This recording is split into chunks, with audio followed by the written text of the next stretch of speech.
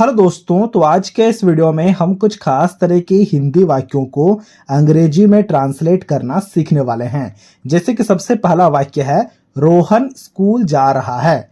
इसी प्रकार का दूसरा वाक्य है रोहन स्कूल नहीं जा रहा है, यानी कि दूसरा वाक्य में सिर्फ और सिर्फ नहीं का प्रयोग हुआ है।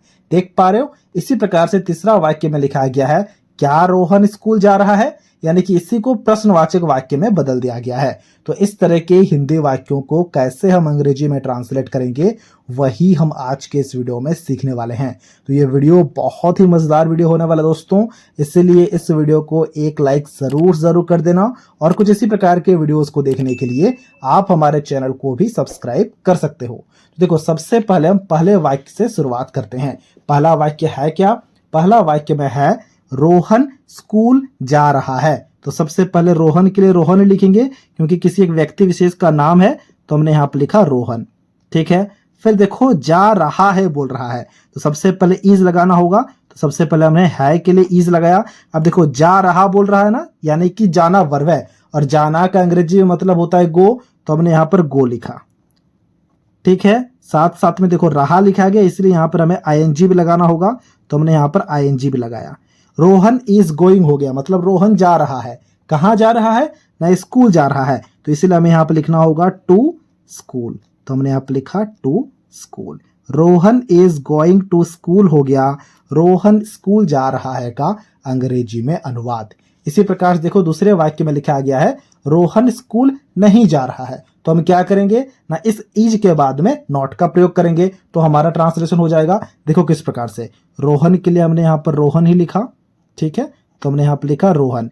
फिर देखो यहां पर है लिखा गया है, तो इस है के लिए हमने यहां पर इज लगाया, और साथ साथ में नहीं लिखा गया है। तो नहीं के लिए हमें हमेशा जो हेल्पिंग वर्ब होता है, यानी कि is, am, are, was, were, उनके बाद में नॉट का प्रयोग करना होता है। तो यहां पर हमने नॉट का प्रयोग किया। फिर जा रहा लिखा गया है, तो इसके लिए हमने गो लिखना है, और उसके बाद आईएनजी लगा देना है। फिर स्कूल है, तो इसलिए यहां पर टू स्कूल लिखना होगा, तो हमने यहां पर टू स्कूल लिखा। Rohan is not going to school हो गया रोहन स्कूल नहीं जा रहा है का अंग्रेजी में अनुवाद। अब तीसरे वाक्य को जरा ध्यान से देखो। तीसरे वाक्य में लिखा गया है क्या रोहन स्कूल जा रहा है। तो इस क्या के लिए सबसे पहले हमें हेल्पिंग वर्ब को लिखना होगा। हेल्पिंग वर्ब क्या था? हेल्पिंग वर्ब था ईज, तो हमने ईज को लिखा। फिर हमें वापस से सेंटेंस को लिख देना है, यानी कि रोहन के लिए हम रोहन लिखेंगे, तो हमने यहां पर रोहन लिखा, ईज रोहन। फिर क्या है, देखो यहां पर गोइंग है, तो हमने यहां पर गोइंग लिखा। टू स्कूल है, तो हमने यहां पर टू स्कूल भी लिखना है, तो हमने यहां पर टू स्कूल लिखा। Is Rohan going to school, और साथ साथ में क्वेश्चन मार्क लगा देना है। तो ये प्रश्नवाचक वाक्य में बदल गया, यानी कि ये तीसरे वाक्य का ट्रांसलेशन हो गया।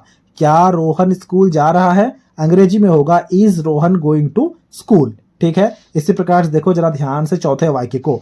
चौथे वाक्य में है क्या? चौथे वाक्य में है पूजा आम खा रही है। तो सबसे पहले पूजा के लिए पूजा ही लिखना होगा, तो हमने यहां पर पूजा के लिए पूजा लिखा। ठीक है। फिर बताओ यहां पर हेल्पिंग वर्ब क्या होगा?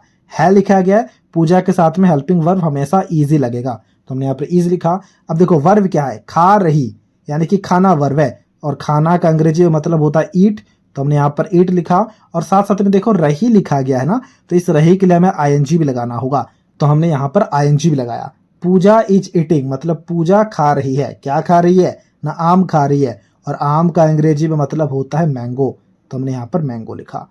पूजा इज ईटिंग मैंगो हो गया पूजा आम खा रही है का अंग्रेजी में ट्रांसलेशन। इसी प्रकार से पांचवें वाक्य को जरा ध्यान से देखना। पांचवें वाक्य में लिखा गया पूजा आम नहीं खा रही है, तो इस ईज के बाद हमें नॉट लगा देना है, तो हम यहाँ पर लिखेंगे पूजा के लिए पूजा।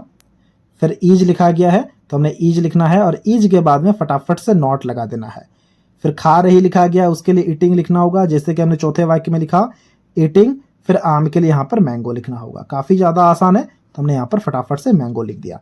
पूजा इज नॉट ईटिंग मैंगो हो गया पूजा आम नहीं खा रही है का अंग्रेजी में अनुवाद।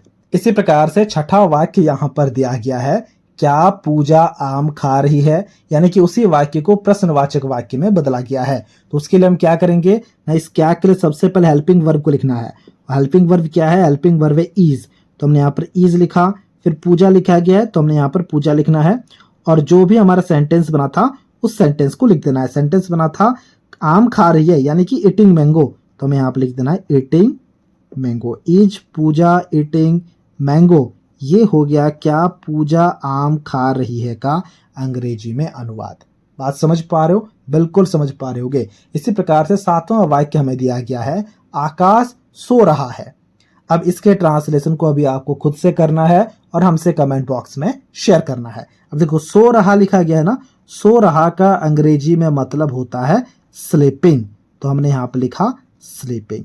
ठीक है, अब आप इसके ट्रांसलेशन को काफी अच्छे से कर पाओगे और हमसे इसके ट्रांसलेशन को कमेंट बॉक्स में जरूर से जरूर शेयर करना है। तो ये था आज का वीडियो जहां हमने कुछ खास तरह के हिंदी वाक्यों को अंग्रेजी में ट्रांसलेट करना सीख लिया है। अगर आपको ये वीडियो अच्छा लगा है तो इस वीडियो को एक लाइक जरूर कर देना और कुछ इसी प्रकार के वीडियोस को देखने के लिए आप हमारे चैनल को भी सब्सक्राइब कर सकते हो।